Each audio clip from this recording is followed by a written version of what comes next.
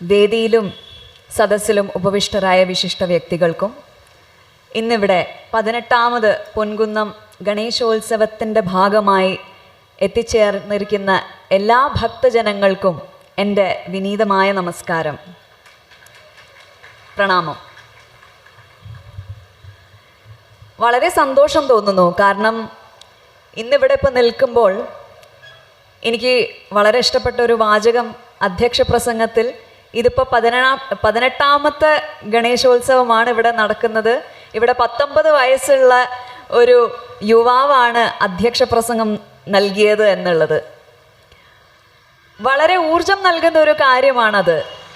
പറയണ്ടായി, ടെക്നോളജിയിൽ വളരെ എക്സ്പേർട്സ് ആണ്, എങ്കിലും ഒന്നിലും ഇടപെടുന്നില്ല എന്നുള്ള ഒരു കംപ്ലൈൻറ്റ് പലർക്കും ഉണ്ട് എന്നുള്ളത്. ഞാൻ ആശംസിക്കുകയാണ്, ആഗ്രഹിക്കുകയാണ്, ഇനി വരും കാലങ്ങളിൽ യുവാക്കൾ ഇനിയും ഏറെ ഇങ്ങനെയുള്ള ആഘോഷങ്ങളുടെ ചുക്കാൻ പിടിച്ച് മുൻപോട്ട് ഈ ഒരു സംസ്കൃതിയെയും പൈതൃകത്തിനെയും മുൻപോട്ട് കൊണ്ടുപോകാനുള്ള ഊർജം അവർ എല്ലാവർക്കും തന്നെ പകർന്നു നൽകുമെന്നും അത് അവർക്ക് സാധിക്കട്ടെ എന്നും ഞാൻ ആഗ്രഹിക്കുകയാണ്. ഇന്നിപ്പോൾ ഇവിടെ എന്നോട് സംസാരിക്കാൻ ആവശ്യപ്പെട്ട വിഷയം എന്ന് പറയുന്നത് മാറുന്ന ലോകവും ഭാരതീയ യുവത്വവും എന്നാണ്. മാറുന്ന ലോകം എന്ന് പറയുന്നത് നമ്മൾക്കറിയാം. വാർത്ത കേൾക്കുന്ന ആരാണെങ്കിലും നമ്മൾക്ക് ഇപ്പം അറിയാം, ഓരോ നിമിഷവുമാണ് ശരിക്കും ലോകത്തിലുള്ള മാറ്റങ്ങൾ സംഭവിച്ചുകൊണ്ടിരിക്കുന്നത്. വളരെ പ്രധാനമാണ്. കാരണം നമ്മൾക്ക് ഇങ്ങനെ ഒരു ചട്ടക്കൂടിൽ മാത്രം നിന്നുകൊണ്ട് നമ്മളുടെ രാജ്യത്തിൻ്റെ കാര്യങ്ങൾ വീക്ഷിക്കാൻ സാധിക്കില്ല എന്നതാണ് യാഥാർത്ഥ്യം. അതിൽ നമ്മളുടെ രാജ്യത്തെ എഫക്റ്റ് ചെയ്യുന്ന കാര്യങ്ങൾ തീർച്ചയായിട്ടും ഏറ്റവും കൂടുതൽ ആരെയായിരിക്കും അത് എഫക്റ്റ് ചെയ്യുന്നത്? നമ്മളുടെ യുവാക്കളെയാണ്. അതുകൊണ്ട് തന്നെയാണ് അവിടെ ലോക കാര്യങ്ങളെ വീക്ഷിക്കേണ്ട പ്രസക്തി അവിടെയാണ് ഉത്ഭവിക്കുന്നത്. ഇന്ന് നടക്കുന്ന മാറ്റങ്ങൾ ലോകമെമ്പാടും നമ്മൾ ചിന്തിച്ചു കഴിഞ്ഞാൽ ഇന്ന് കേൾക്കുന്ന വാർത്തയായിരിക്കില്ല നാളെ. ഇന്ന് സുഹൃത്തുക്കളായിരുന്നവർ നാളെ ഒരു പക്ഷേ ശത്രുക്കളായി മാറുന്നു. ഫ്രണ്ട്സ് ആണോ എന്ന് ചോദിച്ചു കഴിഞ്ഞാൽ ഫ്രണ്ട്സ് അല്ല. എനിമീസ് ആണോ എന്ന് ചോദിച്ചു കഴിഞ്ഞാൽ അല്ല, അങ്ങനെ ശത്രുക്കളൊന്നുമല്ല, ഫ്രെനിമീസ് എന്നുള്ള ഒരു വാചകമുണ്ട്. ഇപ്പോൾ ഫ്രണ്ട്സുമാണ്, എനിമീസുമാണ്, സുഹൃത്തുക്കളുമാണ്, ശത്രുക്കളുമാണ്. എന്നാൽ ഇത് തന്നെയാണ് ഒരു ഇൻ്റർനാഷണൽ പൊളിറ്റിക്സിൻ്റെ ശരിക്കും സ്വഭാവം എന്ന് പറയുന്നത്. നമ്മളൊരു ഇമോഷനൊന്നും വെച്ച് വീക്ഷിക്കേണ്ട ഒരു വിഷയമല്ല അന്താരാഷ്ട്രീയ രാഷ്ട്രീയം എന്ന് പറയുന്നത്. അവിടെ സെൽഫ് ഇൻട്രസ്റ്റിന് മാത്രമാണ് പ്രാധാന്യം. ഓരോ രാജ്യത്തിൻ്റെ സെൽഫ് ഇൻട്രസ്റ്റ് എന്താണോ അതനുസരിച്ചിട്ടാണ് എല്ലാ രാജ്യങ്ങളും ലോകത്ത് ഇടപഴകുന്നത്. ജിയോ പൊളിറ്റിക്സ് എന്ന് പറയുന്ന ഒരു സബ്ജക്റ്റ് അല്ലെങ്കിൽ ഇൻ്റർനാഷണൽ റിലേഷൻസ് വീക്ഷിക്കുന്ന സമയത്ത് ഒരുപാട് ഘടകങ്ങളുണ്ട്. അതിൽ ഒരു ഘടകത്തെ മാത്രം ആശ്രയിച്ച് വേണ്ട നമ്മൾ ഓരോ നിർണയത്തിലെത്താൻ എന്ന് പറയാറുണ്ട്. ഒരു ഗ്രീക്ക് ചരിത്രകാരനും ജനറലും ആയിരുന്നു. 5th സെഞ്ച്വറി BCE ട്യൂസിഡിഡീസ് എന്ന് പറയും. അദ്ദേഹത്തിൻ്റെ ഹിസ്റ്ററി ഓഫ് പെലപ്പനീഷ്യൻ വാർ എന്ന് പറയുന്ന വർക്കിൽ മനുഷ്യപ്രകൃതത്തെക്കുറിച്ച് സംസാരിക്കുന്നു. അതായത് ഈ ഒരു വർക്ക് എഴുതിയിരിക്കുന്നത് ഏഥൻസും സ്പാർത്തയും തമ്മിലുള്ള ആ ഒരു സംഘർഷങ്ങൾ നടക്കുന്നതിൻ്റെ ആസ്പദമാക്കിയിട്ടുള്ള ഒരു വർക്കാണ്. അദ്ദേഹം പറയുന്നത് മനുഷ്യപ്രകൃതത്തിൽ പ്രേരിതമാവുന്നത് 3 ഘടകങ്ങളാണ് എന്നുള്ളതാണ്. ഒന്ന് ഫോബോസ് എന്ന് പറഞ്ഞാൽ ഫിയർ, ഭയം. രണ്ടാമത്തത് കെർദോസ്, സെൽഫ് ഇൻട്രസ്റ്റ്, സ്വഹിതബോധം, സെൽഫ് ഇൻട്രസ്റ്റ്. മൂന്നാമത്തത് ഡോക്സ, ഓണർ, അഭിമാനം. മോർഗൻതു എന്ന് പറയുന്ന യഥാർത്ഥവാദം എന്ന് പറയുന്നത് വളരെ വലിയ ഒരു പ്രത്യയശാസ്ത്രമാണ്. നമ്മൾ ഇൻ്റർനാഷണൽ റിലേഷൻസ് വീക്ഷിക്കുന്ന ഒരു പലരും കേട്ടിട്ടും ഉണ്ടാവുമായിരിക്കും. മോർഗൻഥോ ആണ് ആധുനിക കാലത്ത് ഈ യഥാർത്ഥവാദത്തിന് ഉള്ള ഒരു ബേസ് ലൈൻ ഇട്ട് വെച്ചിരിക്കുന്നത്. അദ്ദേഹത്തിന്റെ പുസ്തകമാണ് പൊളിറ്റിക്സ് അമംഗ് നേഷൻസ് എന്ന് പറയുന്നത്. അപ്പൊ മോർഗൻഥോ പറയുന്നു, ഈ ഒരു ഹ്യൂമൻ നേച്ചറിനെ ബേസ് ചെയ്തിട്ടാണ് ശരിക്കും ലോകത്തുള്ള എല്ലാ കാര്യങ്ങളും നടക്കുന്നത് എന്നുള്ളത്. ഈ ശക്തികളുടെ ഒരു അടിസ്ഥാനത്തിലാണ് ലോകം തന്നെ നടക്കുന്നത് എന്ന് അദ്ദേഹം പറയുന്നു. അപ്പോൾ ഈ ശക്തികൾ, ഈ ഫോഴ്സസിനെ അനുകൂലമായ രീതിയിൽ തിരിച്ചുവിട്ടാലാണ് ലോകത്തിൻ്റെ നന്മയുണ്ടാവുക എന്നും, അതല്ലാതെ പ്രതികൂലമായിട്ട് നമ്മൾ പ്രവർത്തിച്ചു കഴിഞ്ഞാൽ അത് ലോക നന്മയ്ക്ക് തന്നെ ബാധകമായിട്ടുള്ള കാര്യമാവും എന്ന് അദ്ദേഹം പറയുന്നു. ഇത് വളരെ ഇൻട്രസ്റ്റിംഗ് ആയിട്ടുള്ള ഒരു സബ്ജക്റ്റാണ്. കാരണം നമ്മൾക്ക് പൊതുവെ ഇമോഷണലി നമ്മൾ ചിന്തിക്കുന്ന നമ്മളുടെ ഇപ്പോൾ വ്യക്തിപരമായിട്ടുള്ള റിലേഷൻസ് ആണെങ്കിലും ഇനിയിപ്പോൾ നമ്മളുടെ രാജ്യത്തിനുള്ളിൽ തന്നെയുള്ള കാര്യങ്ങളാണെങ്കിൽ പോലും നമ്മൾ ഒരുപക്ഷെ എത്തിക്സ്, ന്യായം, ഇതിനൊക്കെ വളരെയധികം പ്രാധാന്യം കൊടുക്കുന്ന ഒരു വിഷയമാണ്. എന്നാൽ ഇന്റർനാഷണലി നമ്മൾ നോക്കുകയാണെങ്കിൽ, അന്താരാഷ്ട്ര തലത്തിൽ നോക്കുകയാണെങ്കിൽ, നമ്മൾക്കൊരുപക്ഷെ വ്യക്തിപരമായ ജീവിതത്തിൽ ഇത് ന്യായമാണോ, ഇത് എത്തിക്സ് ആണോ, ഇത് നീതിയാണോ, ഇത് ശരിയാണോ എന്ന് പോലും തോന്നുന്ന രീതിയിലുള്ള പല പ്രവൃത്തികളും രാജ്യങ്ങൾ ചെയ്യുന്നതായിട്ട് കാണാം. അതിനെ പക്ഷെ അങ്ങനെ തന്നെ വേണം വീക്ഷിക്കാൻ. അത് നമ്മളുടെ ഒരു വ്യക്തിപരമായിട്ടുള്ള ജീവിതത്തിലുള്ള എത്തിക്സും വെച്ചിട്ട് നമ്മൾക്കതിനെ അളക്കാൻ സാധിക്കില്ല. അപ്പം ആ ഒരു കാര്യം ആദ്യം മനസ്സിൽ വെക്കണം. ചാണക്യനും അതേ അർത്ഥശാസ്ത്രത്തിൽ പറഞ്ഞിട്ടുള്ളത്, സൗഹൃദങ്ങൾക്ക് എപ്പോഴും സെൽഫ് ഇൻട്രസ്റ്റ് ആണ് പ്രധാനം. നമ്മൾ വിചാരിക്കും അത് സെൽഫ്ലെസ് ആയിട്ട് നിസ്വാർത്ഥമായിട്ടുള്ളതാണ് സൗഹൃദങ്ങൾ എന്ന്. എന്നാൽ അതല്ല. സെൽഫ് ഇൻട്രസ്റ്റ്, സ്വന്തം താല്പര്യം, അതാണ് ഏറ്റവും പ്രധാനം. ഇത് രാജ്യങ്ങൾ തമ്മിലുള്ള റിലേഷൻസിലും വളരെയധികം പ്രാധാന്യമുള്ള ഒരു കാര്യമാണ്. അങ്ങനെ തന്നെ വേണം ഈ ഒരു വിഷയത്തെ വീക്ഷിക്കാൻ. നേരത്തെ ഞാൻ പറഞ്ഞു, ഒരു ഘടകത്തിൽ മാത്രം നമ്മൾക്ക് വീക്ഷിക്കാൻ സാധിക്കുന്നതല്ല ഇന്റർനാഷണൽ റിലേഷൻസ് എന്ന് പറയുന്നത്. ഒരുപാട് ഫാക്ടേഴ്സ് ഉണ്ട്. അപ്പോൾ ഇന്ന് നമ്മൾ എവിടെ എത്തി നിൽക്കുന്നു എന്നുള്ളത് വീക്ഷിക്കണമെങ്കിൽ നമ്മൾക്ക് ചെറുതായിട്ടൊന്ന് ചരിത്രത്തിലേക്കും ഒക്കെ ഒന്ന് പോവേണ്ടി വരും. അതായത് രാജ്യങ്ങൾ അവർ ബിഹേവ് ചെയ്യുന്നത് തന്നെ എന്തുകൊണ്ടാണ് ഇങ്ങനെ ബിഹേവ് ചെയ്യുന്നത് എന്നുള്ളതൊന്ന് പരിശോധിക്കുന്നത് നല്ലതാണ്. ഒരു ഡിറ്റർമിനിസ്റ്റിക് ആയിട്ടുള്ള വ്യൂ സാധ്യമല്ല. അതിൽ ഒരുപാട് ഘടകങ്ങളുണ്ട്. നമ്മൾക്ക് തന്നെ ചരിത്രം പരിശോധിച്ചു കഴിഞ്ഞാൽ, കഴിഞ്ഞ കുറേ 1000 വർഷത്തെ ചരിത്രം തന്നെ പരിശോധിച്ചു കഴിഞ്ഞാൽ നമ്മൾക്കറിയാം, ഒരു പക്ഷേ ലീഡേഴ്സിൻ്റെ പ്രഭാവം ഉണ്ടാവും, യുദ്ധങ്ങളുടേതുണ്ടാവും, ഇതെല്ലാം ഉണ്ട്. എന്നാലും പ്രധാനമായിട്ട് ഉള്ള ഒരു ഘടകത്തെക്കുറിച്ച് ആണ് ഞാൻ ഇന്ന് സംസാരിക്കുന്നത്. അതാണ് ഭൂമിശാസ്ത്രം. കാരണം ലീഡേഴ്സിന് വരാം പോവാം, നേതാക്കൾ വരാം പോവാം, പ്രത്യയശാസ്ത്രങ്ങൾ വരാം പോവാം. അതൊരുപക്ഷെ ചില കാലഘട്ടങ്ങളിൽ വളരെ പ്രസക്തമായിട്ടുള്ളതാവാം, പിന്നീട് ചില കാലഘട്ടങ്ങളിൽ അതിനൊട്ടും പ്രസക്തി ഇല്ലാതെയാവും. പക്ഷേ ഭൂമിശാസ്ത്രം എന്ന് പറയുന്നത്, ഭൂപ്രദേശങ്ങൾ എന്ന് പറയുന്നത് ഏറെക്കുറെ ശാശ്വതമാണ്. ഇതിൻ്റെ അടിസ്ഥാനത്തിൽ അന്താരാഷ്ട്രീയ റിലേഷൻസ് അത് ഡിറ്റർമിൻ ചെയ്യപ്പെടുന്നത് ഒരുപക്ഷെ നമ്മൾക്ക് കൂടുതൽ നല്ല രീതിയിൽ മനസ്സിലാക്കാൻ സാധിക്കും. അതുകൊണ്ട് തന്നെ ആവാം ഇതിന് ജിയോ പൊളിറ്റിക്സ് എന്നും ജിയോ സ്ട്രാറ്റജി എന്നും ജിയോ ഇക്കണോമിക്സ് എന്നും ഉള്ള വാചകങ്ങളും ഡിസ്ക്രിപ്ഷൻസും വന്നിട്ടുള്ളത്. ജിയോ എന്ന് പറയുന്നത് ജോഗ്രഫി. അപ്പം നമ്മളുടെ ജോഗ്രഫി, നമ്മളുടെ ഭൂപ്രദേശം, നമ്മൾ എവിടെ സ്ഥിതി ചെയ്യുന്നു, അതിനനുസരിച്ചിട്ട് ആയിരിക്കും നമ്മളുടെ നയതന്ത്രം.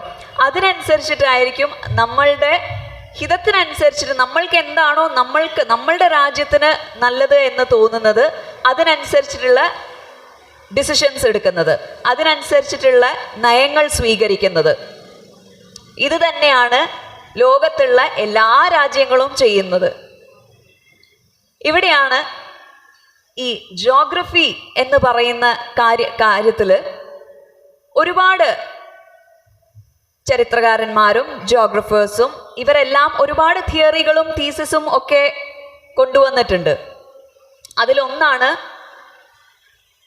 മാക്കിൻഡറിന്റെ ഹാർട്ട്ലാൻഡ് തിയറി എന്ന് പറയുന്നത്.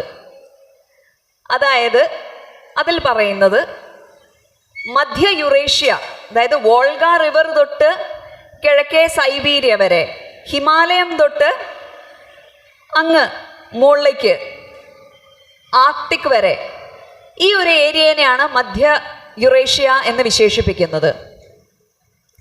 ഈ ഹാർട്ട്ലാൻഡ് തിയറിനെ കുറിച്ച് പറയുകയാണേ. ഈ ഒരു ജോഗ്രഫിക്കൽ ഏരിയ, ഈ ഒരു ഭൂപ്രദേശം ആര് നിയന്ത്രിക്കുന്നുവോ അവർ വേൾഡ് ഐലൻഡിനെ നിയന്ത്രിക്കും എന്ന് പറയുന്നു. വേൾഡ് ഐലൻഡ് എന്ന് ഉദ്ദേശിക്കുന്നത് ആഫ്രോ യുറേഷ്യ, ആഫ്രിക്ക, യുറേഷ്യ, ആ ഭാഗങ്ങൾ.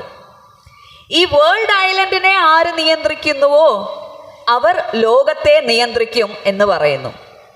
അപ്പൊ ഇത് കോണ്ടിനെന്റൽ ബേസിസിൽ ഉള്ള ഒരു തിയറിയാണ്. മറ്റൊരു തിയറിയാണ് നിക്കോളസ് പീക്ക്മൻ എന്ന് പറയുന്ന ഒരു ഡച്ച് അമേരിക്കൻ സ്ട്രാറ്റജിസ്റ്റ് ആണ്. അദ്ദേഹം പറയുന്നത് പക്ഷേ കുറച്ച് വ്യത്യാസമുണ്ട്. അത് റിംലാൻഡ് തിയറി എന്ന് ആണ് പറയുന്നത്.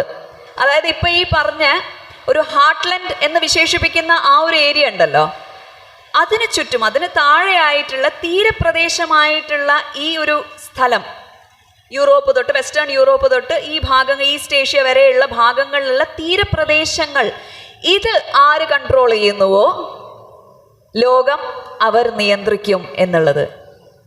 ഒരുപക്ഷെ ഈ രണ്ട് കാര്യങ്ങൾ നമ്മൾ മനസ്സിൽ വെച്ച് കഴിഞ്ഞാൽ ഇന്ന് നടക്കുന്ന ഒരുപാട്, ലോകമെമ്പാടും നടക്കുന്ന ഒരുപാട് കാര്യങ്ങൾക്ക് നമ്മൾക്ക് ഉത്തരം കിട്ടും.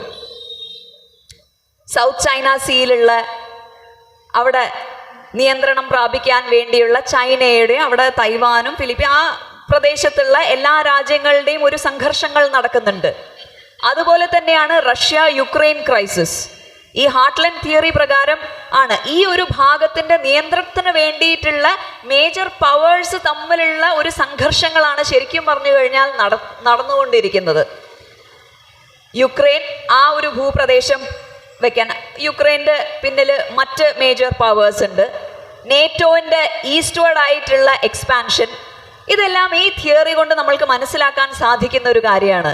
പറഞ്ഞു വന്നത്, ഭൂപ്രദേശം എന്ന് പറയുന്നത്, ഭൂമിശാസ്ത്രം എന്ന് പറയുന്നത് വളരെ അധികം പ്രാധാന്യമുള്ളതാണ് ഇന്റർനാഷണൽ റിലേഷൻസിൽ. അങ്ങനെയാണല്ലോ നമുക്കറിയാം. ഇവിടെ ചോളന്മാരുണ്ടായ സമയത്ത് അവർ ഏറ്റവും വലിയ നേവൽ പവർ ആയിരുന്നു എന്നാണ് പറയുന്നത്. ആ ഒരു നേവൽ പവർ യൂസ് ചെയ്തിട്ട്, ആ നേവിയുടെ പവർ ഉപയോഗിച്ചിട്ടാണ് ഇത്രയും സ്വാധീനം ചെലുത്താൻ സാധിച്ചത് എന്ന് പറയുന്നു. ബ്രിട്ടീഷുകാർ വന്ന കാലത്ത് അവർ ഏറ്റവും വലിയൊരു നേവൽ പവർ ആയിരുന്നു. ഇത്രയും ചെറിയ ഒരു കിങ്ഡം ആയിട്ട് പോലും, ഇത്രയും ചെറിയ ഒരു രാജ്യമായിട്ട് പോലും ലോകമെമ്പാടും അവർക്ക് കോളനികൾ ഉണ്ടായി. അപ്പൊ ഭൂപ്രദേശങ്ങൾ വളരെ പ്രാധാന്യമുള്ളതാണ് ഇങ്ങനെയുള്ള കാര്യങ്ങൾ പഠിക്കുന്നതിൽ.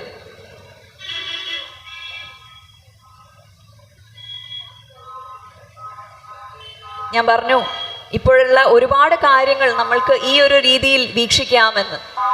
ഈ ഭൂപ്രദേശം, ഒരു രാജ്യത്തിന്റെ സ്വഭാവം എടുത്തു കഴിഞ്ഞാലും നമ്മൾക്ക് ഈ ഭൂപ്രദേശത്തിന്റെ ഒരു സ്വാധീനം നമ്മൾക്ക് കാണാൻ സാധിക്കും. അമേരിക്കയെ കുറിച്ച് പറയാം.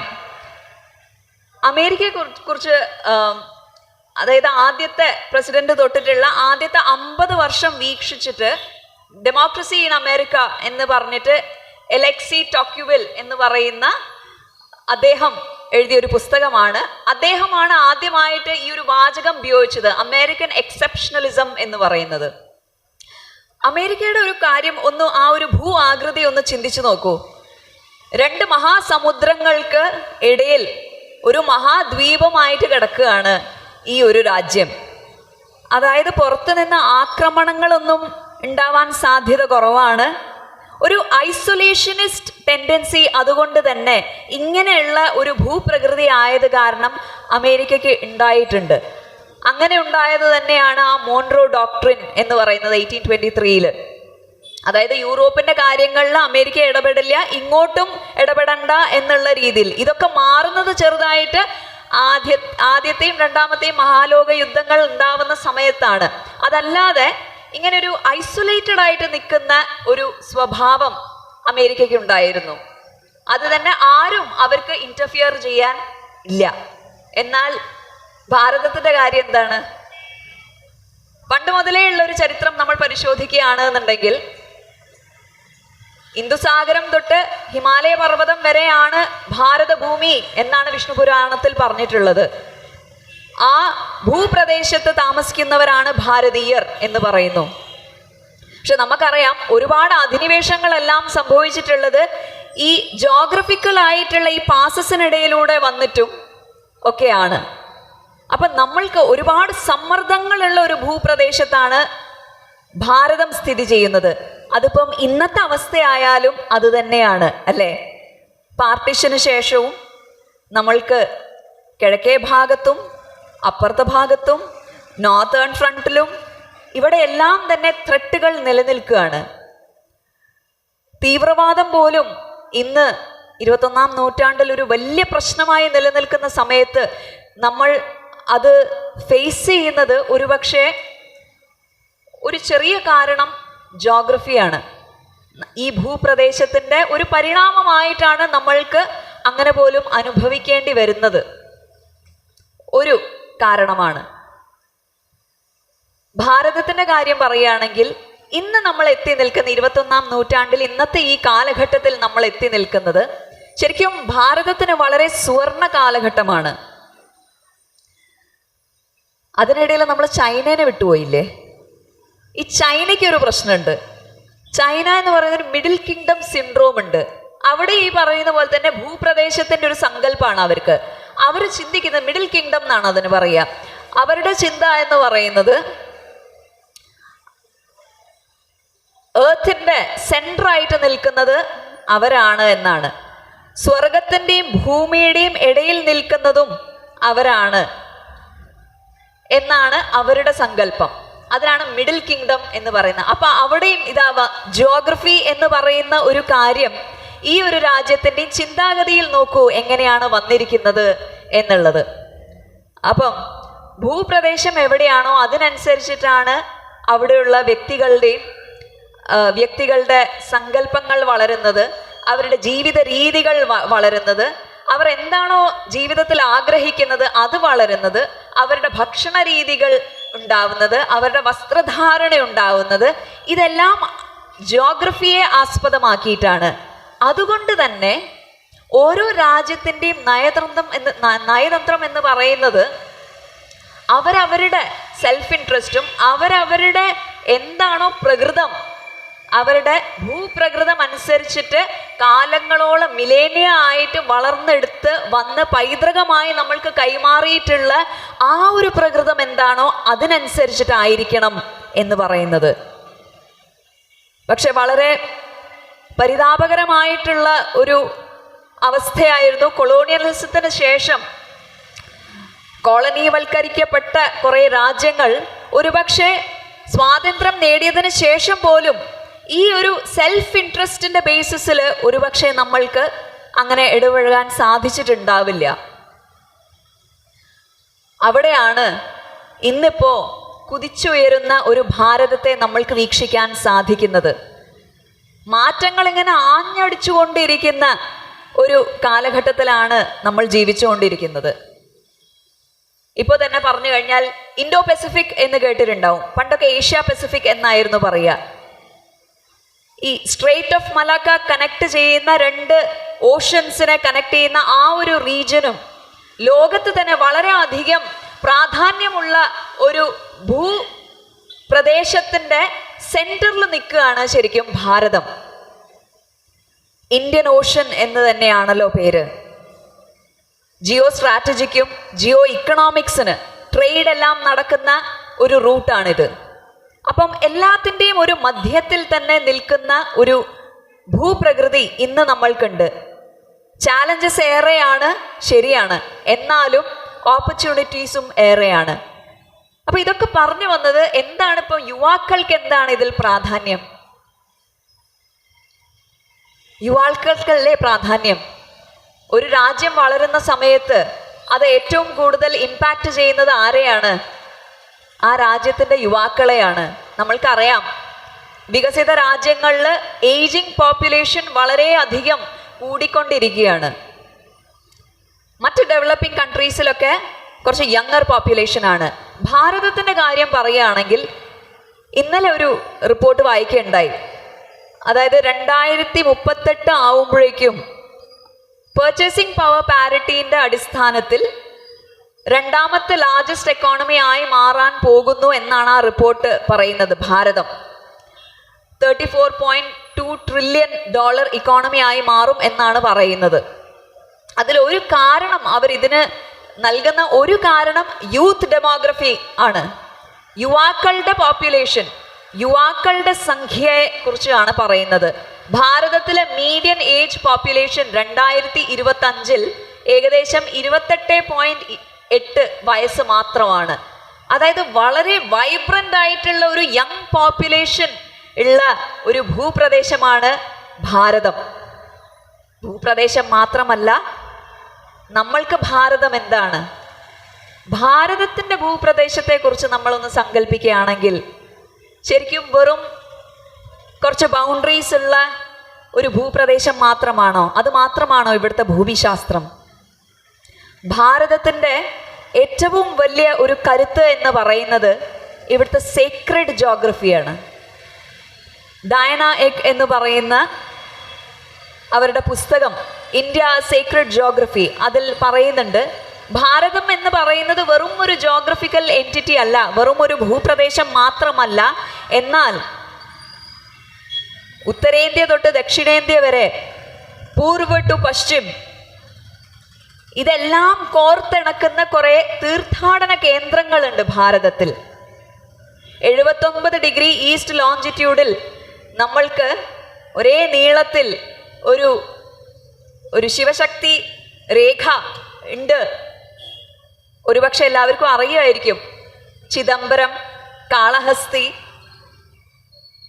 അരുണാചലേശ്വർ, കേദാർനാഥ്, ഇങ്ങനെയുള്ള ശിവക്ഷേത്രങ്ങൾ ഒരേ ഡിഗ്രിയിൽ. എന്തൊരു അത്ഭുതമാണല്ലേ! എന്തൊരു മനോഹരമായ വിസ്മയിപ്പിക്കുന്ന ആധ്യാത്മിക ഭൂ അലങ്കാരമാണ് ശരിക്കും ഭാരതം എന്ന് പറയുന്നത്.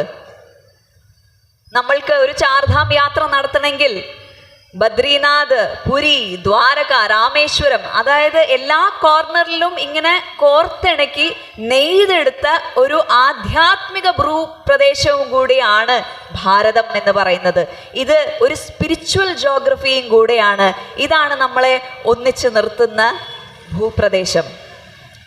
വെറും ഒരു ഫിസിക്കൽ എൻറ്റിറ്റി അല്ല, വെറും ഒരു മണ്ണ് മാത്രമല്ല, ഇത് ആധ്യാത്മിക തലത്തിൽ കൂടി കോർത്തിണക്കപ്പെട്ട ഒരു ഭൂപ്രദേശമാണ്. അതുതന്നെയാണ് നമ്മളുടെ ശക്തിയും എന്ന് പറയുന്നത്.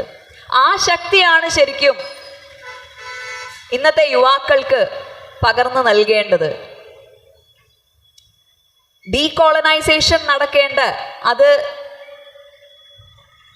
വെറും സ്വാതന്ത്ര്യം കിട്ടി എന്നുള്ളത് കൊണ്ട് ആ കോളനൈസ് ചെയ്യപ്പെട്ട ഒരു മനസ്സ് മാറുന്നില്ല. മനസ്സുകളുടെ ഒരു അപകോളനീകരണം സംഭവിക്കേണ്ടത് വളരെ അത്യാവശ്യമാണ്. അതുതന്നെയാണ് നമ്മളുടെ യുവാക്കൾക്കും നമ്മൾ പകർന്നു കൊടുക്കേണ്ടതായിട്ടുള്ളത്. ഇപ്പം ടെക്നോളജീൻ്റെ കാര്യം പറയുണ്ടായി. ടെക്നോളജീൻ്റെ ഒക്കെ ഒരു കുതിപ്പ് എന്ന് പറയുന്നത് നമ്മൾക്ക് വിശ്വസിക്കാൻ പോലും കഴിയാത്ത രീതിയിലാണ്. AI-ൻ്റെ കാര്യം പറയുകയാണെങ്കിൽ സ്റ്റീഫൻ ഹോക്കിങ്ങിനെ കുറിച്ച് എല്ലാവരും കേട്ടിട്ടുണ്ടാവും. അദ്ദേഹത്തിൻ്റെ ഒരു അവസാനത്തെ ഒരു പുസ്തകമുണ്ട്, brief answers to big questions എന്ന് പറഞ്ഞിട്ട്. അപ്പോൾ AI-നെ കുറിച്ച് അദ്ദേഹത്തിനോട് ചോദിക്കുന്ന സമയത്ത് അദ്ദേഹത്തിൻ്റെ ഉത്തരമാണ്, ഇപ്പം വളരെ ഷോർട്ട് ടേമിലുള്ളൊരു ചിന്ത മാത്രമാണ് ഇത് ആര് കൺട്രോൾ ചെയ്യുന്നു എന്നുള്ളത്. കുറച്ച് ലോങ് ടേം ആയിട്ട് നമ്മൾ ചിന്തിക്കുകയാണെങ്കിൽ ഇത് കൺട്രോൾ ചെയ്യാൻ സാധിക്കുമോ എന്നുള്ള കാര്യത്തിലാണ് ശരിക്കും നമ്മൾക്ക് ചിന്ത വേണ്ടത് എന്ന് പറയുന്നു. സിലിക്കോൺ വാലിയിലെ എക്സ്പേർട്സ് പറയുന്നത് 1 ബില്യൺ ഹ്യൂമനോയിഡ്സ് എങ്കിലും ഉണ്ടാവും 2040 ആവുമ്പോഴേക്കും എന്നാണ് പറയുന്നത്. അതായത് നമ്മളുടെ മനുഷ്യരാശി തന്നെ എങ്ങോട്ട് പോകും, എങ്ങോട്ട് സഞ്ചരിക്കും എന്ന് നിശ്ചയിക്കപ്പെടുന്ന ആ ഒരു വഴിത്തിരിവിലാണ് ശരിക്കും ലോകം തന്നെ നിൽക്കുന്നത്. ക്വാണ്ടം കമ്പ്യൂട്ടിംഗ് ഇങ്ങനെ കുറച്ച് കേട്ടിട്ടുണ്ടാവും. നമ്മൾക്ക് അറിയുന്ന സൂപ്പർ കമ്പ്യൂട്ടേഴ്സ്, ഇപ്പം നിലവിലുള്ള സൂപ്പർ കമ്പ്യൂട്ടേഴ്സ് ഒരുപക്ഷെ 10,000 കൊല്ലങ്ങൾ എടുത്ത് സോൾവ് ചെയ്യുന്ന ഒരു പ്രോബ്ലം ഇന്ന് ഒരു ക്വാണ്ടം കമ്പ്യൂട്ടർ വെറും 200 സെക്കൻഡ് കൊണ്ടാണ് സോൾവ് ചെയ്യുന്നത്. ഗൂഗിൾ ഇന്നാളെ ഒരു ഇത് ഇറക്കിയിട്ടുണ്ടായിരുന്നു. അപ്പൊ പറയപ്പെടുന്നത് 5 സെക്കൻഡ് കൊണ്ട് സോൾവ് ചെയ്യുന്ന പ്രോബ്ലം ആണ് ഒരുപക്ഷെ ഇന്നത്തെ ഫാസ്റ്റസ്റ്റ് സൂപ്പർ കമ്പ്യൂട്ടർ ഒരു സെപ്റ്റിലിയൻ ആണ് എടുക്കുക. സെപ്റ്റിലിയൻ എന്ന് പറഞ്ഞു കഴിഞ്ഞാൽ ഒന്നിടുക, അത് കഴിഞ്ഞിട്ട് ഒരു 24 0 ഇടുക. അത്രയുമാണ് ഇന്നത്തെ നിലവിലുള്ള ഫാസ്റ്റസ്റ്റ് സൂപ്പർ കമ്പ്യൂട്ടർ എടുക്കുന്ന സമയം. അപ്പൊ ഇങ്ങനെയുള്ളൊരു ലോകത്തേക്കാണ് നമ്മൾ പോയിക്കൊണ്ടിരിക്കുന്നത്. ബഹിരാകാശത്തിന്റെ കാര്യം പറയുകയാണെങ്കിൽ ഇന്നിപ്പോ എല്ലാ രാജ്യങ്ങൾ തമ്മിലും വളരെയധികം കൊളാബറേറ്റീവ് ആയിട്ടാണ് ബഹിരാകാശത്തിൽ ഇടപെട്ടുകൊണ്ടിരിക്കുന്നത്. ആദ്യമായിട്ട് ഒരു ഇന്ത്യൻ ആസ്ട്രോനോട്ട് ഇന്റർനാഷണൽ സ്പേസ് സ്റ്റേഷനിൽ പോവുകയുണ്ടായി. അങ്ങനെയുള്ള ഒരുപാട് കൊളാബറേഷൻസ് നമ്മൾ കാണുന്നു.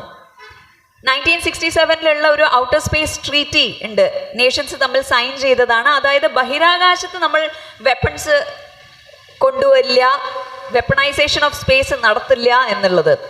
പക്ഷെ ഇന്ന് ഇപ്പൊ പ്രൈവറ്റ് പ്ലെയേഴ്സ് വരാൻ തുടങ്ങി. അപ്പം ഇനിയൊരു വെപ്പണൈസേഷൻ ഓഫ് സ്പേസ് നടക്കില്ല എന്നുള്ളതൊന്നും നമ്മൾക്ക് പറയാൻ സാധിക്കില്ല. അപ്പൊ അതുകൊണ്ട് തന്നെ ഭാരതത്തിന് ഇതിലൊന്നും പിറകോട്ടാവാൻ സാധിക്കില്ല. റിസർച്ചും ഡെവലപ്മെന്റും ടെക്നോളജിയിലും ഇതിലെല്ലാം തന്നെ മുൻപോട്ട് കുതിച്ചുയരുക തന്നെ വേണം ഭാരതം. ഇതിലൊക്കെ യുവാക്കളുടെ ഒരു എഫേർട്ടും കോൺട്രിബ്യൂഷനും വളരെ അധികം പ്രാധാന്യമുള്ളതായിരിക്കും ഈ മേഖലകളിലും എല്ലാം പ്രവർത്തിക്കാൻ. മറ്റൊരു വളരെ ആശങ്കാജനകമാണ് ശരിക്കും, ക്രിസ്പർ എന്ന് പറയുന്ന ഒരു ടെക്നോളജി ഉണ്ട്. ഡി എൻ എനെ എഡിറ്റ് ചെയ്യുന്ന രീതിയിലുള്ള ടെക്നോളജി വന്നു കഴിഞ്ഞു.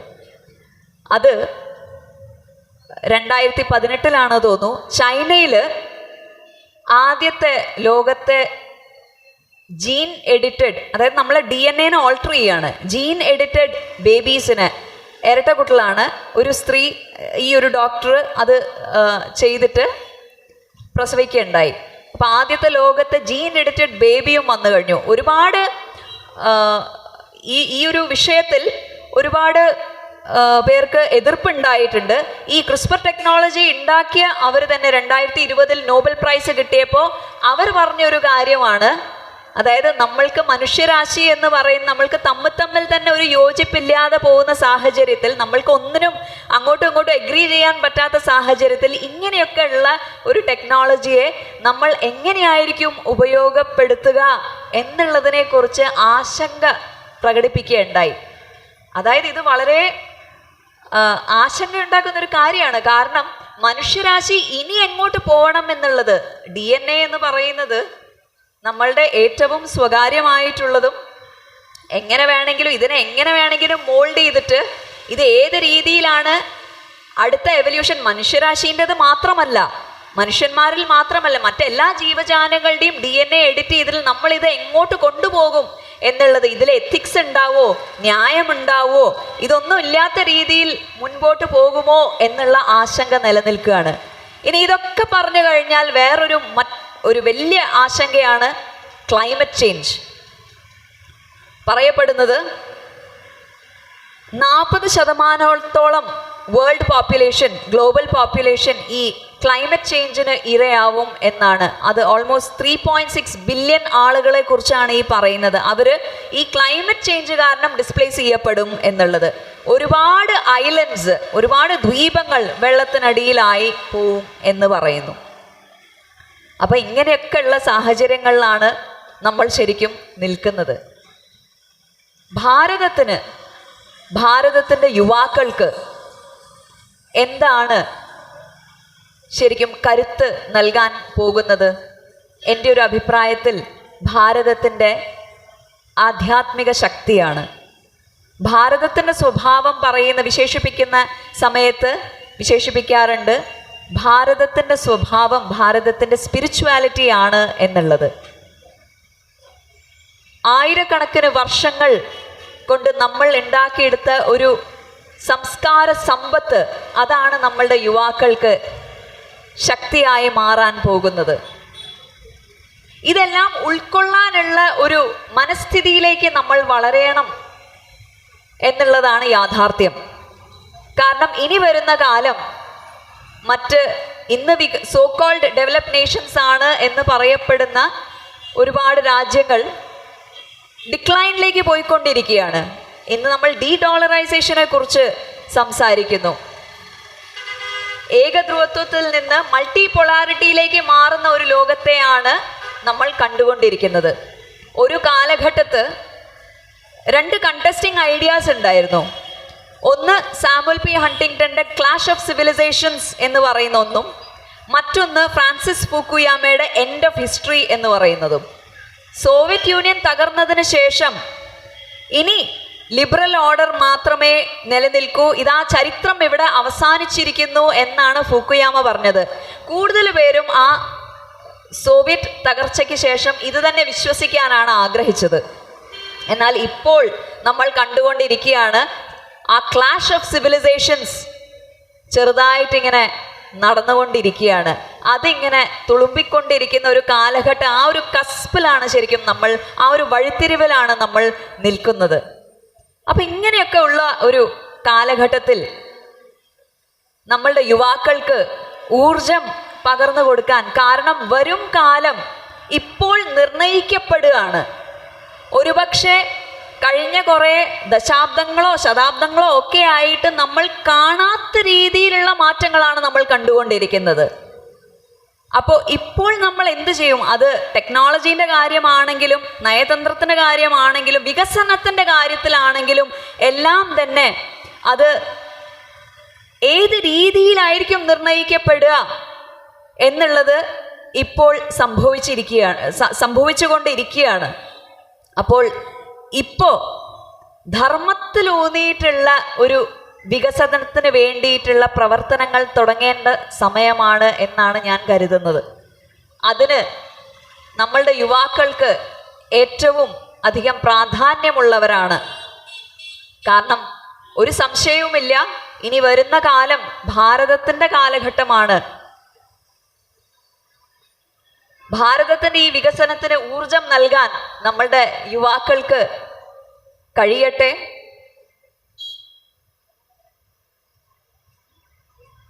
വിവേകാനന്ദ സ്വാമികൾ പറഞ്ഞതുപോലെ, what I want is muscles of iron and nerves of steel and a mind that is built of the material of which a thunderbolt is built. നമ്മളുടെ യുവാക്കൾക്ക് ഈ ഒരു ഊർജം ഉണ്ടാവട്ടെ വരും കാലങ്ങളിൽ. കാരണം ഭാരതം, നമ്മളുടെ പ്രധാനമന്ത്രി കഴിഞ്ഞ ദിവസം ഇന്ത്യ ജപ്പാൻ ഇക്കണോമിക് ഡയലോഗ് ഉണ്ടായ സമയത്ത് പറഞ്ഞ ഒരു വാചകമുണ്ട്, ലോകം വെറും ഭാരതത്തെ വീക്ഷിക്കുക മാത്രമല്ല ചെയ്യുന്നത്, ഭാരതത്തിൽ പ്രതീക്ഷ അർപ്പിച്ചിരിക്കുകയാണ് എന്നുള്ളത്. ആ പ്രതീക്ഷ ഭാരതത്തിൻ്റെ യുവത്വത്തിലാണ്. ഇനി വരുന്ന കാലം ഭാരതീയ യുവത്വത്തിൻ്റെതാണ്.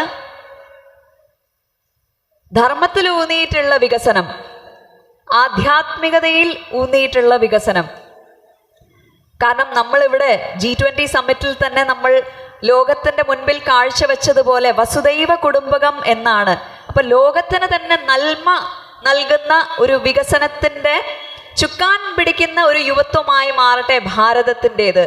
അത് നമ്മൾ കോവിഡ് കാലഘട്ടത്തിൽ കാണിച്ചു കൊടുത്തു. ഒരുപാട് വികസിത രാജ്യങ്ങൾ കോവിഡ് കാലഘട്ടത്ത് വെറും സെൽഫിഷായിട്ട് മറ്റ് രാജ്യങ്ങളെ ഒന്നും നോക്കാതെ നിന്നിരുന്ന ഒരു കാലഘട്ടത്ത് ക്ലൈമറ്റ് ചേഞ്ചിൻ്റെ കാര്യത്തിലും പറയുകയാണെന്നുണ്ടെങ്കിൽ 2024 നടന്ന ക്ലൈമറ്റ് കോൺഫറൻസിൽ ഭാരതമായാലും ആഫ്രിക്കൻ യൂണിയൻ ആയാലും പരാമർശിച്ചു ഡെവലപ്ഡ് നേഷൻസിനെ. കാരണം പാരീസ് എഗ്രിമെൻറ്റിൻ്റെ ആർട്ടിക്കിൾ 9 പ്രകാരം വികസിച്ചു വരുന്ന രാജ്യങ്ങൾക്ക് അവരുടെ ക്ലൈമറ്റ് ചേഞ്ചിന് വേണ്ടിയിട്ടുള്ള കാര്യങ്ങളിലൊക്കെ ചെറുതായിട്ട് ഇങ്ങനെ വാട്ടർ ഡൗൺ ചെയ്തു വരുന്ന ഒരു സാഹചര്യമാണ് കാണുന്നത്.